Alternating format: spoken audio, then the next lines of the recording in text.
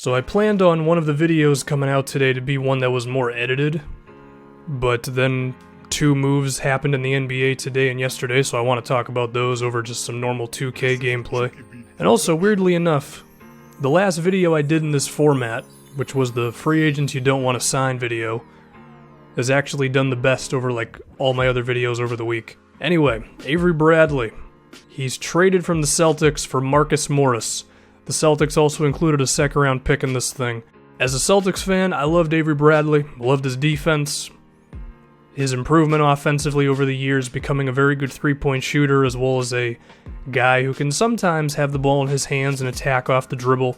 Still a short guy, so can't do that all the time, but he really grew into one of the better two-way players in the NBA, one of the best perimeter defenders in the league.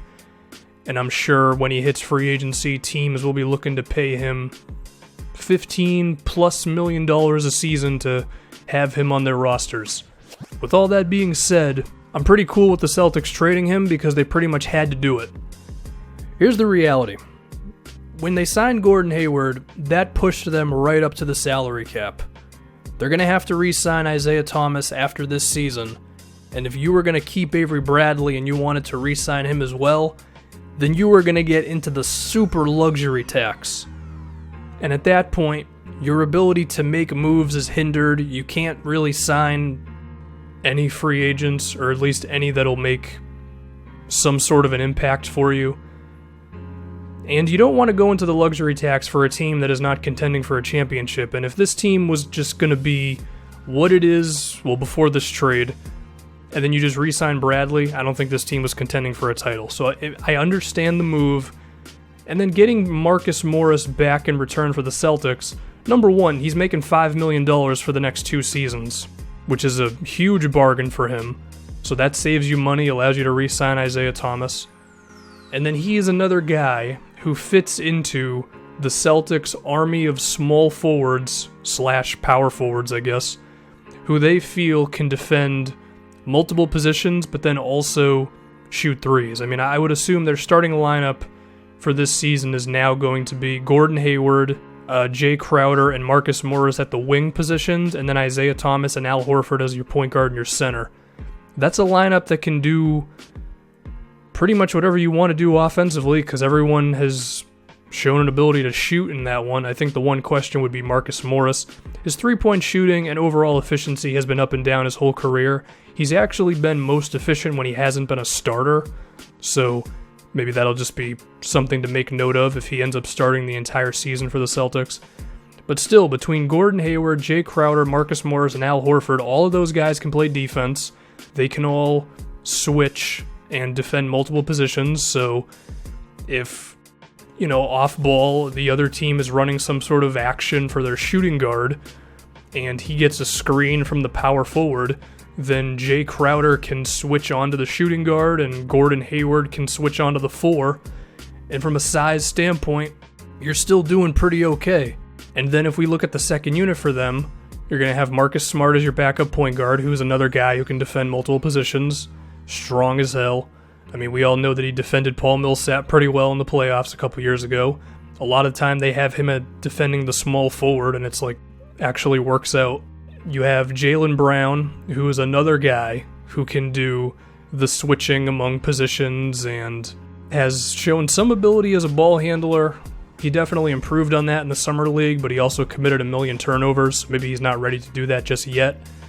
The question will be, is his three-point shooting actually going to sustain itself? He shot well from 3 this previous season, but we assume he's going to have more minutes as well as more attempts this year for the Celtics, so we'll see if he can keep on knocking those down. Jason Tatum, I mean, I don't want to throw too much responsibility on him. He's a rookie.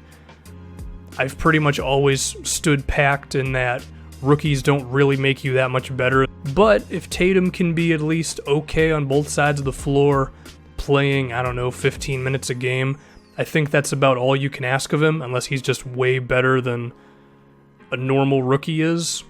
In terms of wins, I mean, production is one thing, but actually winning is a different thing.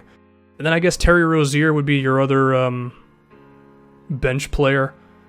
I mean, he's shown some life defensively, and he's another ball handler for them. I'm hearing rumors about Dwayne Dedmon. I think he would be awesome for them. Probably have to be a sign and trade because they still need rim protection. They still need a rebounder, and Dedmon does both of those things pretty well. You might even be able to play him and Al Horford together sometimes. I do fear that Horford is not mobile enough to play the power forward position at this point in his career. He's very mobile for a center, but if you move him to the 4, I think he becomes a little too slow. And yeah, I mean, this is your team. I'm pretty okay with the move because, again, like if you were going to re-sign Bradley, I mean, we see with a team like the Cavaliers right now, and know the Celtics are not on the Cavs level, but the Cavs can't beat the Warriors, and they're in the luxury tax, so they're just like finding or trying to find some sort of way of making moves, and they really can't do it because they can't sign anyone in free agency who can actually make a difference for them. And that's the problem when you go to the luxury tax. So you only want to go to that if you know you're a title contender, and I think Danny Ainge knows that while this team, I think, is going to be looking good this season, they're not a title contender. And that's just what it is. Also, Marcus Morris is another guy who could actually resist LeBron James a little bit. I mean, now with Gordon Hayward, who's gotten stronger and is a tall guy, Jay Crowder, Marcus Morris, Jaylen Brown off the bench, these are some guys who, of course, no one's going to stop LeBron James, and if they end up beating the Celtics in a conference finals, I'm not going to be too surprised. But with all those guys, at least you have some players who have some height, are strong, are good defenders, and they could make LeBron's day just not as easy. So all things considered, given that Bradley's contract was a thing, I'm pretty content with the move. You have a lot of lineup versatility now, and as good as Avery Bradley was, it's not like he could ever play the small ball 4. I mean, I've seen a lot of people talking about they should have traded Jay Crowder. I feel like those people are ignoring the contract situation, but they're also ignoring just how much Crowder does for you. Like, Crowder can play basically all 3 wing positions. Sure, he's a natural small forward, but I think he could play the power forward and at times the shooting guard, or at least defend shooting guards. And the constant spacing he would provide for you on the 3-point shooting, and if the other team's opposing 4 is defending him, now the defense is super stretched out. On top of, like, as good as Bradley was defensively, it's not like he was ever going to do anything against LeBron just because of the size difference. Crowder's a different story. So there you go. I think I've said everything I need to say.